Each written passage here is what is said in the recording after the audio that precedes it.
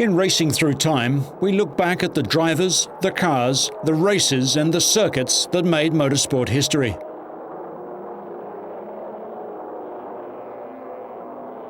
The Jaguar C-Type was the car that set the Coventry mark on the road to racing and commercial success. Wins at Le Mans made Jaguar a famous name worldwide, a position it holds to this day.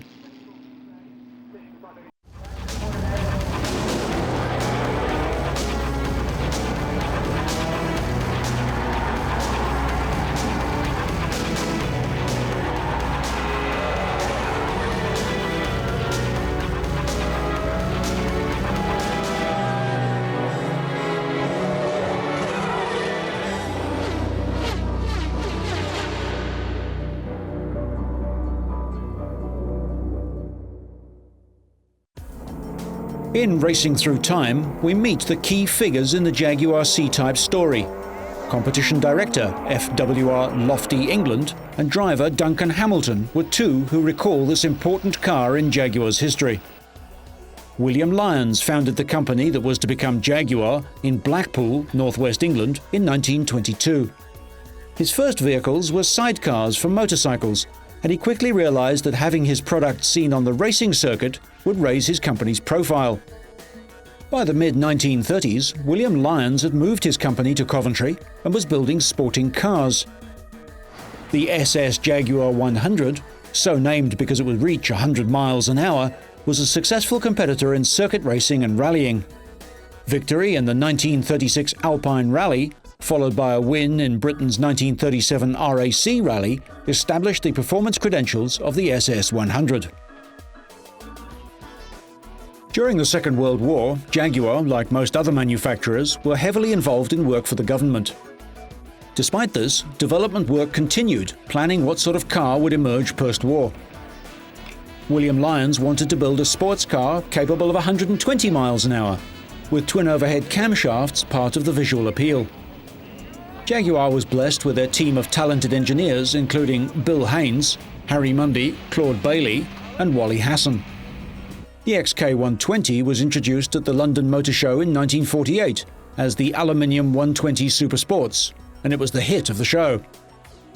It was economically priced at £998 with a streamlined body and spirited performance.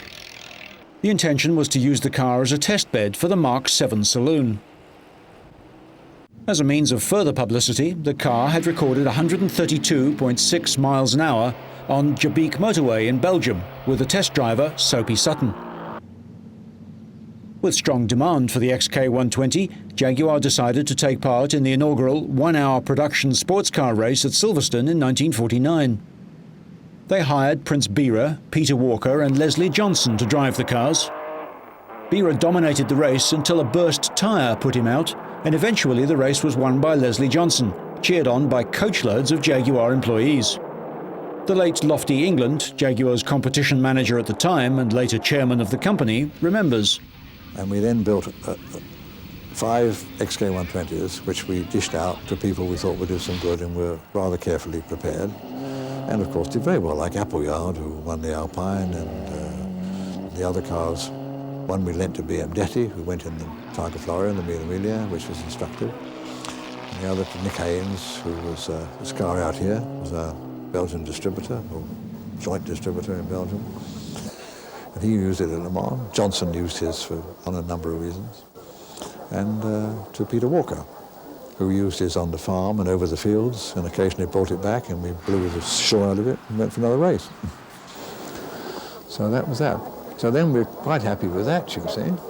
And then 3 of these people entered privately for Le Mans in 1950, which was Johnson with Hadley, and Nick Haynes was Peter Clark, who was chairman of the BRDC, that's many years ago, and Peter Whitehead with Walker's car, and Walker was too busy farming, so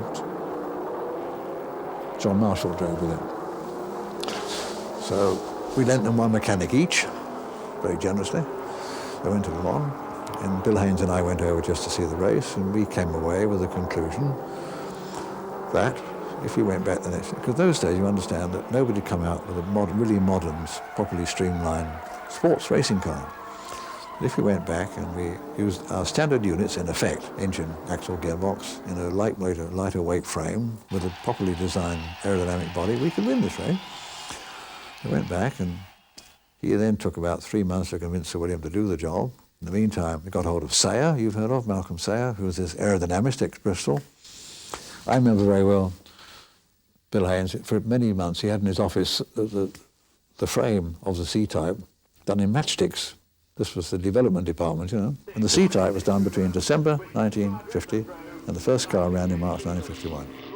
In October 1950, Lyons gave the green light to develop the XK120C, C meaning competition. Mechanically, the C-Type was based on the twin-cam straight-six 3.4-litre engine which produced 180 brake horsepower. There was a 4-speed Moss gearbox and the driveline from the XK120. The 120's heavy chassis, itself based on the Mark 7 saloon, was discarded and replaced with a new lightweight tubular steel frame, and rack and pinion steering was installed. And when it was released, there was great surprise in the motoring world. I don't know why, because I remember it, we made no effort to make a secret of it. And, you know, we all the testing was done at Mara, mostly in the evenings, and there was no bank circuit then, it was on the perimeter track. So all the testing of the C-Type was done by Peter Whitehead, Peter Walker and myself. At the end of 1950, one of the 6 lightweight XK120s owned by Tommy Wisdom was driven to victory at the Silverstone Tourist Trophy by a young Sterling Moss. Moss then drove the first steel bonnet production XK120 at a sports car race at Silverstone in 1951. That Tourist Trophy victory had seen William Lyons invite Moss to join the Jaguar Works team, and he was to lead it as their fastest driver in the Le Mans 24-hour race. The 1951 Le Mans 24-hour race was the beginning of the C-Type's racing career. And practice showed that the C-Type was very much on the pace. The dent in the front of Sterling Moss's car was the result of hitting a slower car during the night session. The team consisted of Leslie Johnson, seen here on the left of the picture, teamed with Clement Biondetti, the Italian veteran who'd driven an XK120 in the 1950 Mille Miglia. Johnson had driven the XK120 to its first victory and was an accomplished driver and owner of the ERA company. He was considered one of the best British drivers of the era.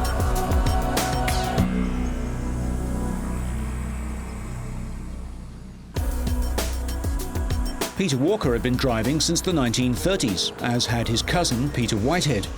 Whitehead was the most experienced British Grand Prix driver at the time of the post-war period. He drove a Ferrari in a number of Grand Prix, winning in Czechoslovakia. Both Walker and Whitehead moved up from the XK120 to the C-Type. The third car was driven by Moss and Jack Fairman.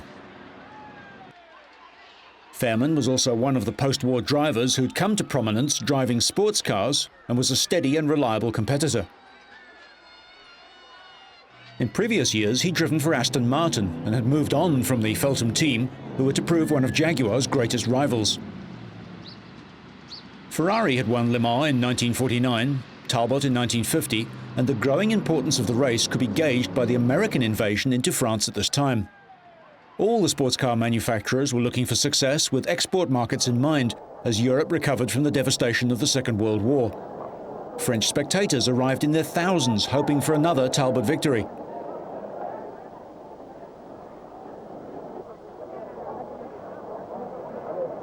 Jaguar's chief engineer, Bill Haynes, looked confident before the start. Juan Manuel Fangio and Froilan Gonzalez were driving the 4.5-litre Talbots, and Ferrari was strongly represented. Reg Parnell led the Aston Martin team, and Briggs Cunningham from America arrived with 3 cars. Allards were now fitted with the American Cadillac engine, faster than in 1950 when they'd finished third. The largest capacity cars ahead of the field, the 3 white Cunninghams, easy to spot. As the Talbots go by, look for the Hay Bentley Coupe just coming into the picture. The Jaguars and Aston Martins from midway down the field, and the lone XK120. In the early stages of the race, the Jaguars were prominent, with Moss going out into a tremendous lead and breaking the lap record time after time.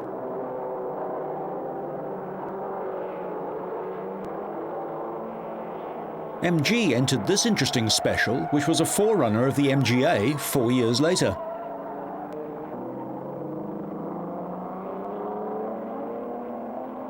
No one could stay with the Jaguars, the Talbots blowing up as they attempted to maintain the pace of the Coventry cars.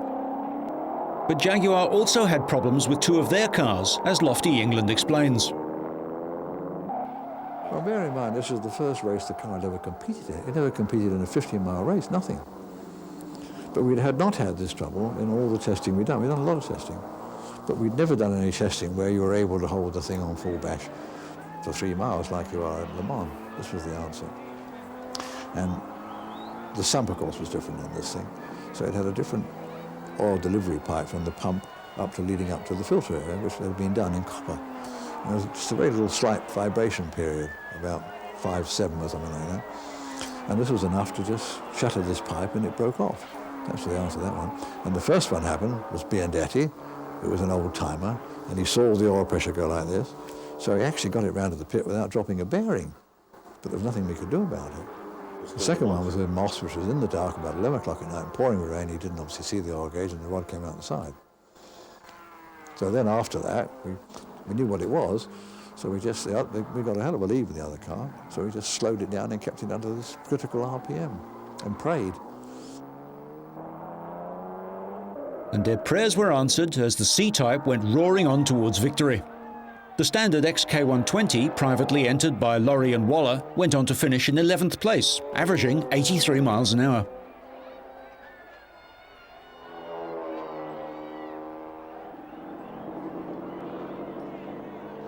All eyes by now were on the remaining Jaguar C-Type, driven by Walker and Whitehead.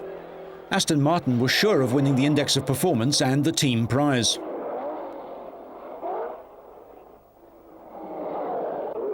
Away goes the XK120 and VNF64, the most successful of the Aston Martin DB2s.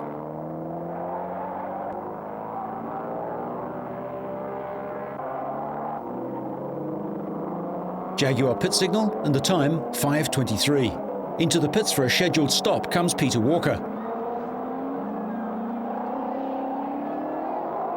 The Herefordshire farmer climbs out, and when the car is refueled, he's replaced by Peter Whitehead. The twin-cam engine and dual SU carburetors are clearly visible.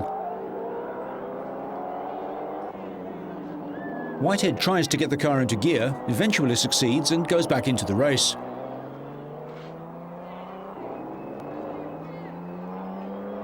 The final stages of Le Mans 1951, with Jaguar heading towards victory.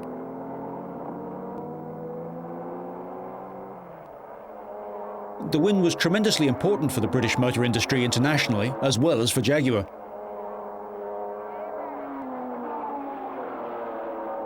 The Bentley too was to survive. It was driven to the race, raced, and then driven home to Paris. A Talbot finished in second place. Peter Whitehead brings the winning Jaguar onto the final lap, followed by the XK120. 4 o'clock and the list of retirements. Cheers from the crowd as the Astons come to the finish. And the biggest celebration of all for the C-Type Jaguar driven by Peter Whitehead and Peter Walker alongside. Lofty England walks towards the presentation.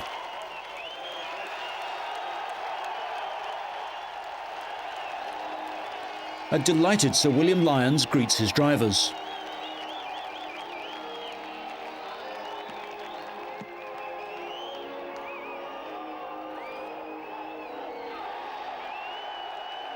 What was the importance Jaguar had placed on victory at Le Mans? We only raced for one purpose, and that was to get publicity.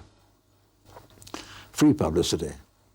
And the free publicity you only get by getting the front page of the News of the World or Daily Express or something, or radio and TV. And of course, when we won Le Mans the first time, 51, we got all that, all for nothing, which we could never have bought. And that was the thing which really put Jaguar on the map, export-wise. Up to that time, I used to go to America and they'd stop me and say, "What is this car you have there?" They didn't know. After we won Le Mans, they knew what Jaguar was. It was just like that overnight. Jaguar's next victory with the C-Type was on an entirely different type of circuit. the sweeping Dundrod in Ulster. Ferrari was there with privately entered cars, and so too were the smaller British manufacturers, Allard with Cadillac and Chrysler engines.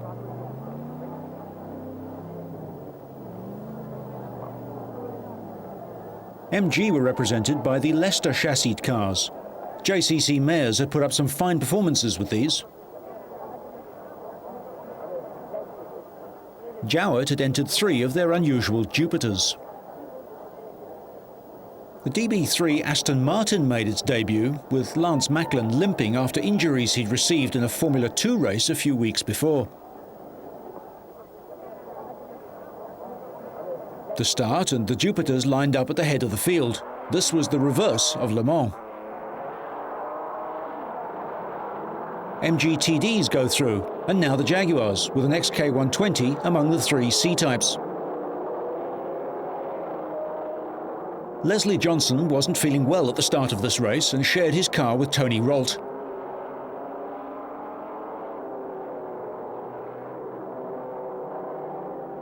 Rolt was the revelation of the Jaguar team.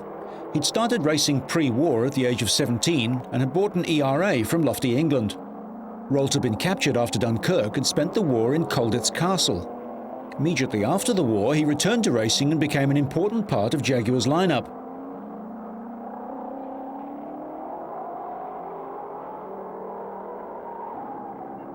Aston Martin's DB3 fell by the wayside at Dundrod, although it did show some speed. It was a disappointment to Aston that they couldn't run with the Jaguar. Allard also retired. Among their drivers on this occasion was later Ferrari Grand Prix driver Peter Collins.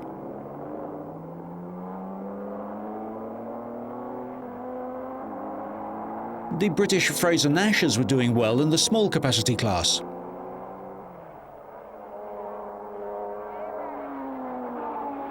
Stirling Moss raced on towards victory, his second tourist trophy in a row. The Jaguar at the hairpin, accelerating away through its 4-speed gearbox to take the checkered flag. A Jaguar first, second and third in the over 3-litre class. Peter Walker impressed Lofty England. Walker was a farmer, and Walker only drove, in our day, he only drove about 5 times a year. I'd seen him before the war, and he was a have-a-go Joe type. He used to drive in an old ship with his shirt slipped up and no hat, and one come down the straight at Donington sideways almost. But he knew what he was doing, you know. But I reckon Peter Walker, if he'd been able to be a motor racing driver and not just drive occasionally, and he'd kept himself really fit, he'd be in the top of the world. I mean, he could actually go faster than Moss on a road circuit, not this sort of thing, but on a proper road circuit, he was at least equal, if not sometimes better than Moss. And Rolt was a very reliable chap. I knew Rolt from before the war because we sold him, I knew him before we sold it to him, but we sold him one of Bureau's ERAs. And he was a very sensible, knowledgeable, good driver. He had gone to the TT at Dundrod as a reserve driver for Nick Haynes in his XK120. And Haynes shunted it in practice, and Rolt was spare. And Johnson wasn't feeling all that well. And in the race, he wasn't doing all that well, so I stopped him and put Rolt in, and then proceeded to break the lap record. So we thought he was quite a good bloke. As a standby measure, Jaguar had prepared 3 special-bodied XK120s in case the C-Type wasn't a success. Western USA distributor Charles Hornberg gave one to Phil Hill, who won the Sheldon Cup at Elkhart Lake. However, C-Type development took a wrong turn in 1952. Well, it was a great mistake, and Sir William had always said no last-minute changes, you know, but he had a lot of faith in Moss, and Moss went in the Mille Miglia, and in actual fact, we found out later, of course, much too late, that when he made this assessment of the Mercedes speed, he'd been off the road in a big way and was just sort of recovering his courage, and he was passed by us, you know, this Mercedes, and he sent the old man this telegram, which I didn't know, saying Mercedes 20 miles an hour faster or something like that than Jack. Must have more speed for Le Mans. I was on my way to Monaco with a car for Moss to drive in the Monaco Grand Prix, which that year was a sports car race. And I didn't know anything about this till I got back. Jaguar's visit to Monaco was far from successful. In practice and in the race, the Gordini of Jean Beira proved to be exceptionally quick. Moss couldn't match Beira on this occasion. Aston Martin were running there with their first 3-litre engine, but it proved to be very unreliable. Reg Parnell's car shed its oil all over the road at Saint-Devote, causing an accident that took out Beira's Gordini, Moss's 120C and an Allard.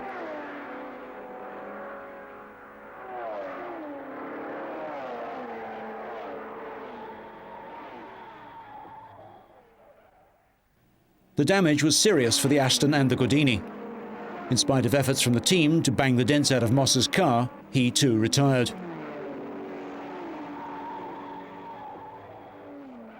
Next, it was on to Le Mans. We came back. Fortunately, we dropped the car we'd had in Monaco in Le Mans and came on home. And on the Thursday night, we went in the factory, and there was not one car built. And we were leaving on the Sunday morning. And they'd made this decision to do this, and Sayer had already got these ideas, and they'd done a quick job with the radiator experts. And the car had been run. One car had been put together and run at Mara, but not on the outer circuit, on this old perimeter track. And that was all. So my friend Mr. Haynes says, I think you better take the job over, Ray. This is me. So I think we did 2 all nights, and on Sunday morning we had 3 cars built, painted, and went. But the trouble didn't show up until on the road. It was perfect. They ran stone cold, 50 degrees, 45 degrees or something. But once you got belting down the straight and high RPM, you ran this trouble. But in those days, the problem was that there was no practice session at Le Mans like there is now, pre-race, you know. And the practice finished at midnight or 1 o'clock in the morning, and you couldn't get out of the circuit. So if your car went to Charlie half an hour after you'd started practice, you're stuck. And then you got back to the garage at 1:30 or 2 o'clock in the morning, and you know, it wasn't much help. And we didn't rumble what the trouble was till later. It was a shock for Jaguar to have all 3 cars out of the race after only 2 hours. About that, yeah. But the Moss car, I didn't go out with that, because on the Saturday morning, having been through all these various things we did, we had got the one car we'd got from Monaco, and we got Duncan's own C-type. We went to Portugal, so we took the radiators off those and went back to the original system on 2 cars. Had to bash up the bonnet a bit to get the thing in. And the second car, the head gasket was down, we had no more spare heads, and the head was distorted, so that went up to Swanee. And the Moss car was perfectly all right. And that didn't go out with overheating. He was running second, and a little small piece came off we had a little tension spring on the timing chain tension. It broke, and it got under the oil release valve and dropped the oil pressure, and he ran a bearing. But we didn't say anything. We thought that they'd all retire with overheating. One of the great British drivers and personalities of the 50s was ex-fighter pilot Duncan Hamilton. He joined Jaguar for 1952 at Le Mans, having driven his own XK120 and C-Type as a private entrant. And Hamilton was part of the disappointing race. Well, that was disappointing, yes, because I also had a private one. I run a few private owners that had a C-Type belonging to myself, and that was in the truck at the back of Le Mans. I could have won the race with my own private one that was in the truck. The 1952 Le Mans 24-hour was a race of great drama, with Alfred Neubauer presiding over the 3-car Mercedes team. One of his cars retired early with dynamo failure, and the race was dominated by Pierre Levesque in the 4.5-litre Talbot. Levesque attempted to drive the entire race on his own. Exhaustion visible on his face as nominal co-driver René Marchand watches him rejoin the race. Levesque lost the race, blowing the engine while in the lead in the final hour after 23 hours of driving. Aston Martin also didn't make it to the finish. This is Lance Macklin and his last drive of the team. Mercedes were well behind at the retirement of Levesque's Talbot. Levesque was brought back to the pits. The French crowd cheers a Mercedes victory at Le Mans in 1952. The 9-hour race at Goodwood in England. BARC had instituted a race at Goodwood which started in daylight and finished at night. Jaguar were anxious to win, and their C-types, returned to their normal bodywork, were dominant from the start.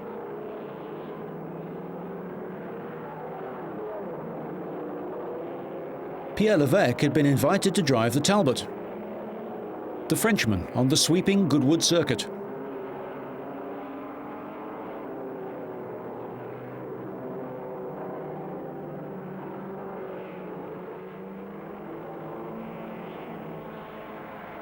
Aston Martin were expecting to go well, but this pit fire eliminated their 3-litre car. For Jaguar, Moss retired with a broken axle bracket, Whitehead crashed, and Hamilton broke a half shaft, a disappointing result all round.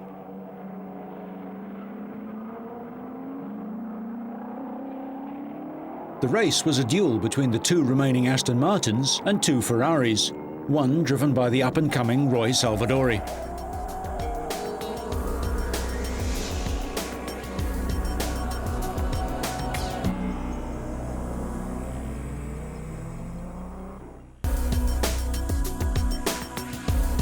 This is the C-Type Jaguar, which was prepared for Le Mans in 1953.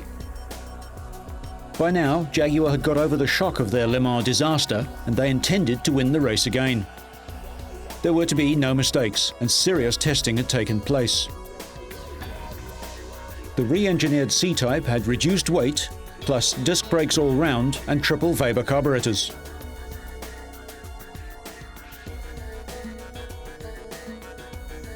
Lofty England describes the philosophy behind Jaguar's approach to the 1953 race. So William, having been let down in 52, was determined we were going to win in 1953. So the disc brake development had been going on for some time, of course. And so we had the first place, you had to get the car lighter. So it had lightweight body panels. All the panels were lighter. We had a rubber fuel tank. The first people to ever use a rubber fuel tank on a motor car, which stood us in good stead. We never had a fire. The engine was up to 220 horsepower from just about 205, I think it was. We had the disc brakes, and we had a Borgenbeck 3-plate clutch. Enzo Ferrari presides over his cars during preparation for the 1953 Mille Miglia, the famous Italian road race. His hopes were pinned on the V12 4.5-litre engine Super America, with drivers Farina, Villoresi and the young Mike Hawthorne. Always strong were Italian specialists like the Marzotto brothers with brand new cars.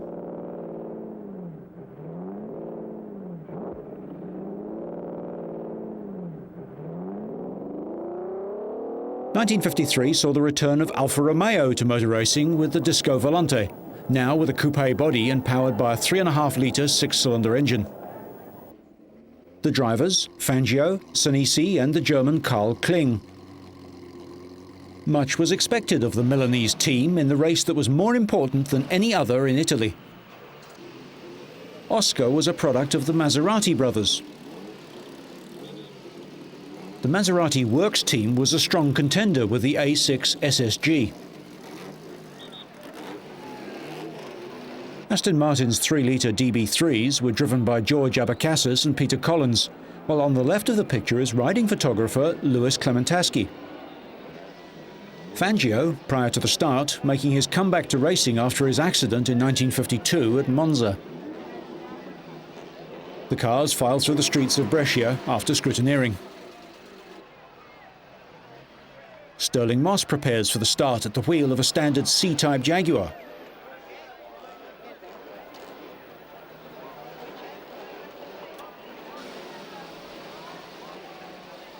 Tony Rolt was the other works driver. Moss went well in the early part down the fast Adriatic coast road. But once again, rough roads were to prove Jaguar's downfall.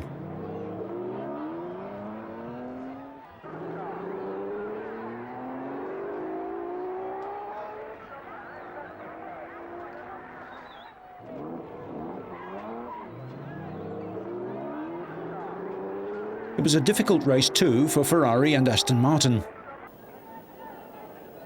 Both Farina and Villoresi were out of the Mille Miglia after accidents. The Aston Martin team suffered from minor problems. Jaguar's Tony Rolt was an early retirement. Ferraris went well as always, but the drive of the race was that of Fangio in the Alfa Romeo. Sanisi was eliminated with mechanical problems, and Fangio, with only one wheel steering after hitting a wall, drove one of his finest events. He finished second, only 12 minutes behind Marzotto's Ferrari after 1,000 miles of driving.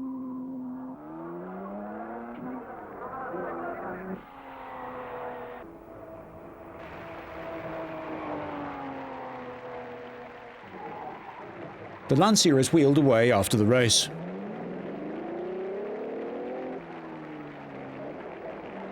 In America, Briggs Cunningham was fighting a battle with his big Cunninghams against the British Jaguars, the Italian imports like Ferrari, and the little 1.5-litre Oscar. Sterling Moss and Bob Said won the Sebring 12-hour ahead of all the larger cars.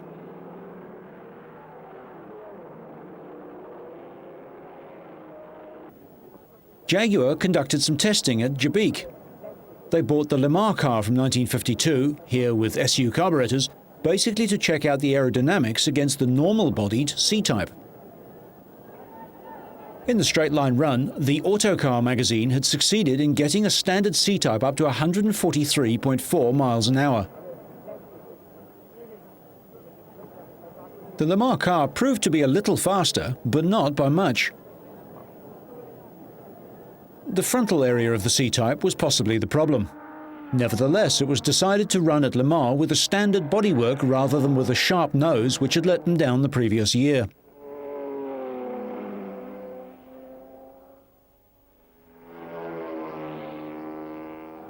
Lofty England was on hand to make the final decision. Notice the bump in the bonnet where they'd altered the header tank.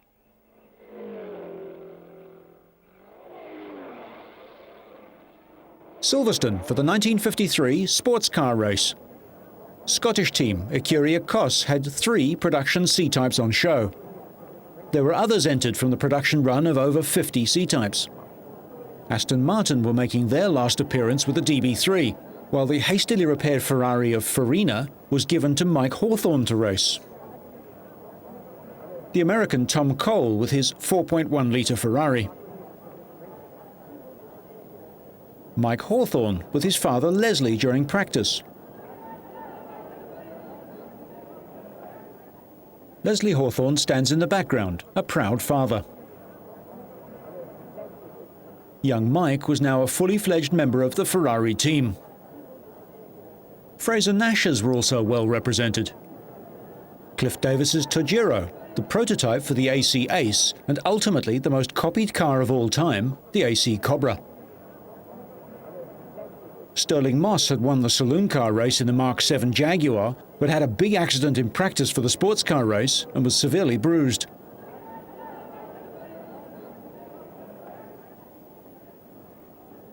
Hawthorne inspects the Ferrari prior to the Le Mans-style start. Moss chats with William Lyons, and Peter Walker also joins in the conversation. Hawthorne always tried to make Moss laugh on these occasions, but was concentrating enough to make an excellent getaway.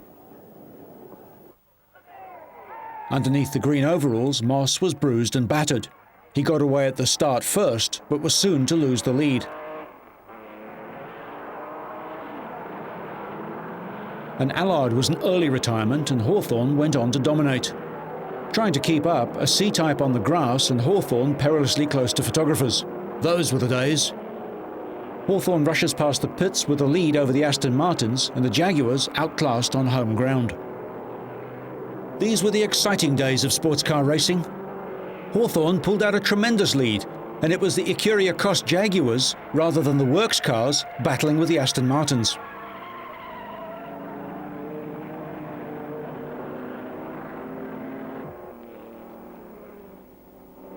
Tom Cole's Ferrari and Peter Walker with the leading factory C-Type.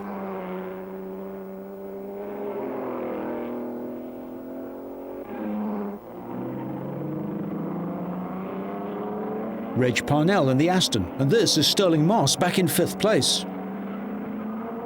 The first of the Ecuria Cos cars driven by Ian Stewart and Hawthorne lapping tailenders.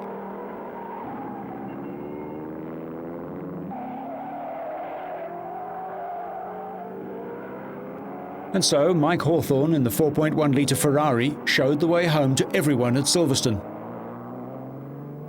Jaguar supporters were far from happy at the prospects for Le Mans with the SU carburetted C-Type. But 24 hours is a totally different story to that of 25 laps around Silverstone. While Lofty England signals the drivers and the lap scorers keep their heads down, the Ferrari streaks on towards victory.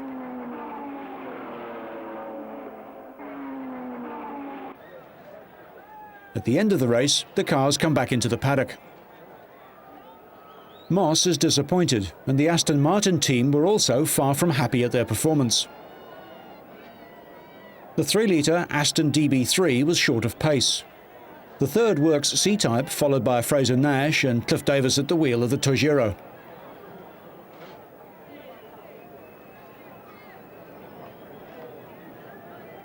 Despite this result, William Lyons was quietly confident about Jaguar's chances at Le Mans. And he was absolutely determined. 53, we were going to win. And we really got down to it, you know, and there was no mucking about. And all the cars were ready in time and this sort of thing, and off we went. We drove them over there. And in practice, they were so good, we didn't even practice the last evening. Le Mans in the 1950s, and the refueling equipment is calibrated. Maintenance work goes on in the pits, which were used until quite recently. In the 1950s, Le Mans was still primarily a road circuit. Even with upgrades and safety improvements, it retains that atmosphere today. The town welcomes spectators with the cafes and the hotels doing tremendous business. 1953 was to be the year of the great battle between all the major sports car manufacturers. The crowds came in their thousands, preparing to watch the race from their favourite vantage points. The press tribunes and the spectator enclosures were packed. Moss talks before the start. Hamilton and Rolt emerge from the Jaguar caravan, and Duncan tells us what it's like to win a 24-hour race at Le Mans. Well, first of all, you must be fit, and very fit. And you must be able to drive in the dark. But Tony, Rolt and myself, had studied Le Mans very closely, and he'd had plenty of time to study it in Colditz, where he was a prisoner of war. And I studied it with him afterwards, and in those days, we realized that the race was won in the dark, and whoever beat the night won the race. And in the history of the race, that was what we found.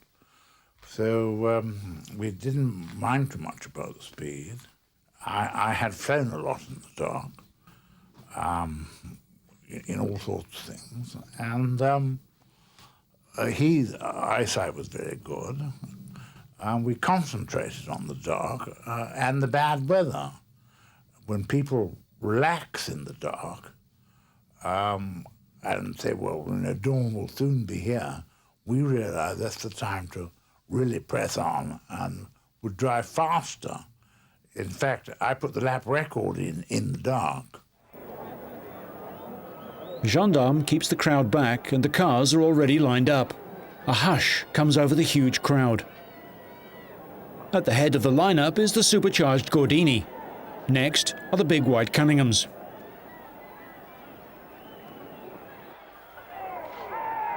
John Fitch makes a fine start in the unique Cunningham CR5. The Lanciers get away, and the Jaguars are already weaving their way through the traffic.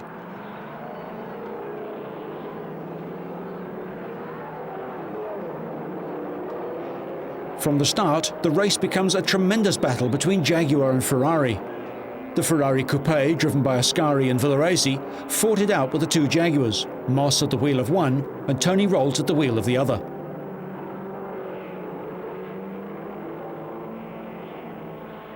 The end of the Mulsanne, and Jaguar's disc brakes show their superiority. The Ferrari had slightly more powerful engines.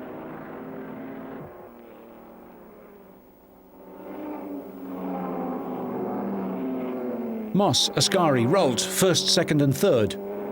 Within the first hour, Moss's car had its usual jinx. There was a fuel feed problem, and the car rejoined down the field, seemingly out of contention.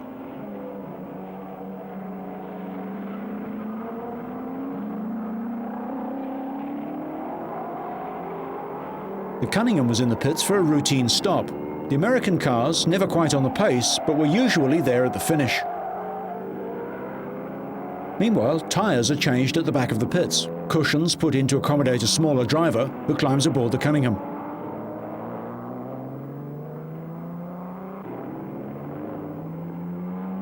Out in the lead, it was Duncan Hamilton with a C-type Jaguar. The car never missed a beat, and in practice I'd broken the lap record time after time with it. I was very happy with the car. It felt right. It did everything right. It stopped, it steered, and we thought we were very happy. It turned out we were right. And during the night,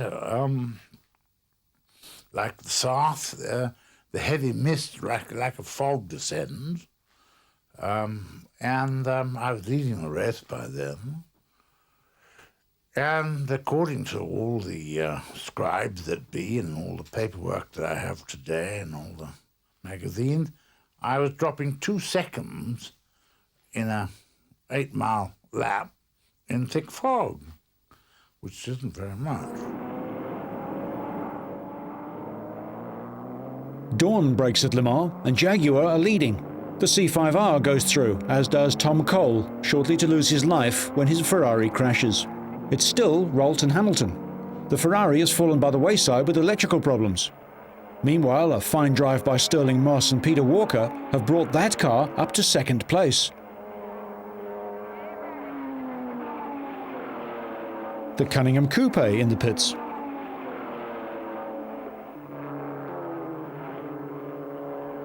Back in fourth place, running with a different axle ratio, is Peter Whitehead and Ian Stewart in the third of the works Jaguars.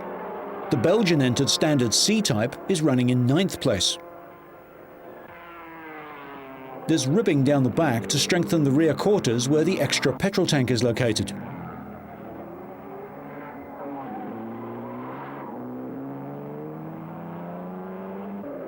Work completed as the Cunningham Coupe returns to the race.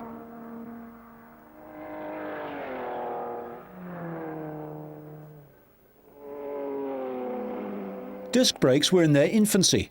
To change pads in this era took around about 4 minutes. In such a long race as Le Mans, that delay was easily outweighed by the better performance of the discs over drum brakes.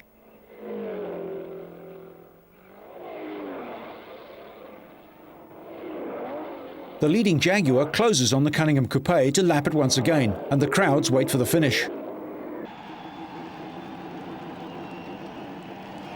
A Jaguar victory for Rolt and Hamilton in 1953. 3 works Jaguars in the first 4 places.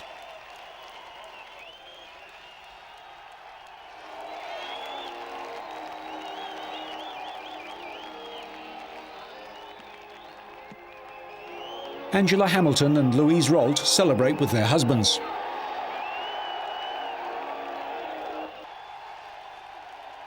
Lofty England remembers a fine performance. That was the finest race, I think, that's taken place at Le Mans since the war. You've got every make of car you can think of, and all the top drivers from Fangio downwards. Amazing race. It was super. And the cars were we had practically no trouble. The winning car had nothing done to it the whole race except wheels and tyres being changed.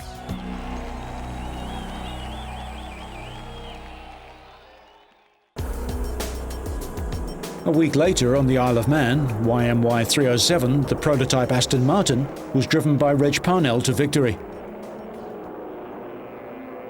Hans Rusch slides his Ferrari. Moss was in a privately owned C-Type in this street race around Douglas.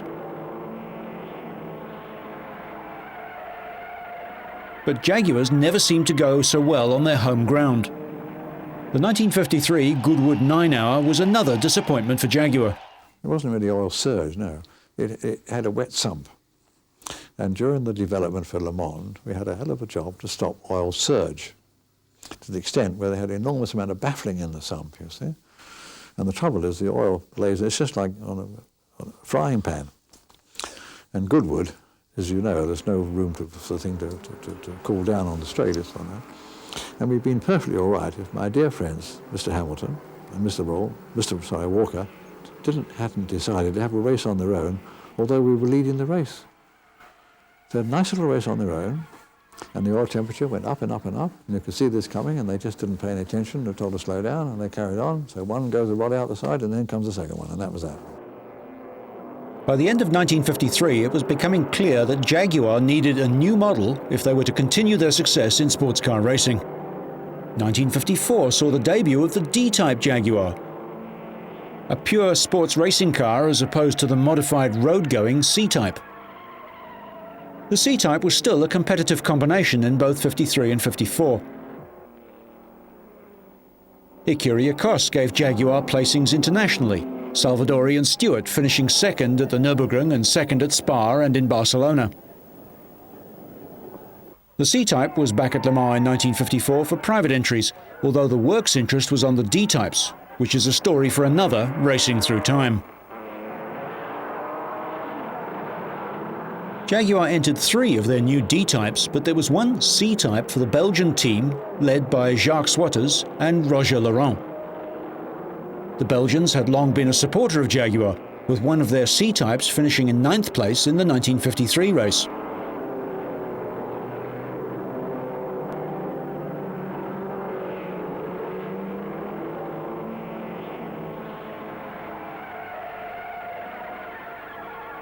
In 1954, the Swatters and Laurent car gave a surprising performance against formidable opposition.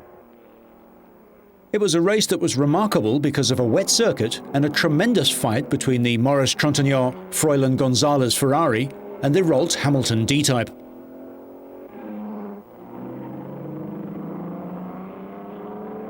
The Swatters C-Type finished in 4th place. It was basically a standard C-Type production car with a little bit of help from the works. Jaguar came back to Le Mans in future years, but the tradition had been established by the C-Type with its wins in 1951 and 53. Over 50 C-Types were built by the works, and most of them survive today and can be regularly seen in historic races. It's a testament to the original design that the 6-cylinder engine, debuted in 1948, lasted in production until the 1980s. The C-Type Jaguar was one of the last real 2-seater sports cars that could be driven on road and track. It provided its owners and the factory with an enviable reputation. The success of the C-Type helped turn Jaguar from a small-scale sports car builder into a major manufacturer.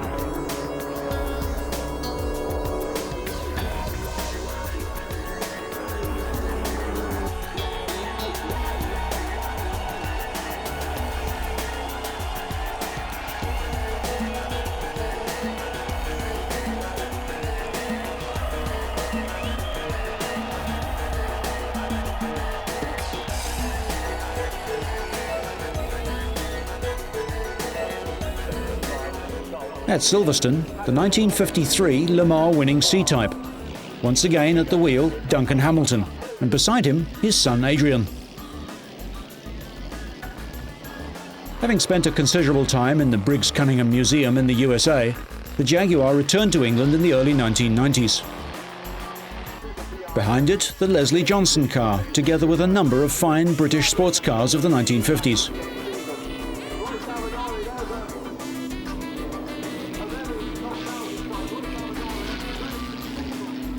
Notice the difference between the Special Works C-Types of 1953 and the production C-Types, the air intake of the Weber carburetors and the ribbed petrol tank on the back. The passion for motor racing of the past allows us to see these cars in action to this day. Jaguar became part of the British Leyland Combine in the 1960s, and in 1989 it became part of Ford.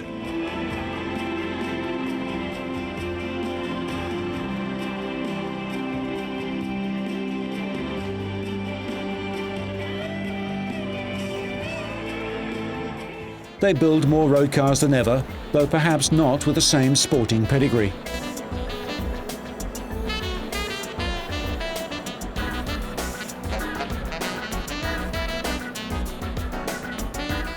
Of course, the Leaping Cat is now seen in Formula One in the new version of British Racing Green. And why do Jaguar go racing in the expensive and uncertain world of Formula One? For the same reason the Jaguar built the C-Type over 50 years ago, to generate publicity and help sell cars. That's one thing that hasn't changed in the race through time.